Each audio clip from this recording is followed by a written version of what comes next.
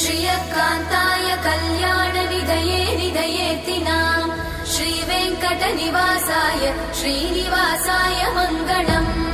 लक्ष्मी सविभ्रमालोकसुभ्रूविभ्रमचक्षुषे चक्षुषे सर्वलोकानां वेङ्कटेशाय मङ्गलम् श्रीवेङ्कटाद्रिशृङ्गाग्रमङ्गलाभरणाङ्ग्रये मङ्गलानां निवासाय श्रीनिवासाय मङ्गलम् सर्वावयव सौन्दर्य सम्पदा सर्वचेतसां सदा सम्मोहनायास्तु वेङ्कटेशाय मङ्गलम् नित्याय निरवध्याय सत्यानन्दचिदात्मने सर्वान्तरात्मने श्रीमद् वेङ्कटेशाय मङ्गलम् स्वतः सर्वविदे सर्वशक्तये सर्वशेषिने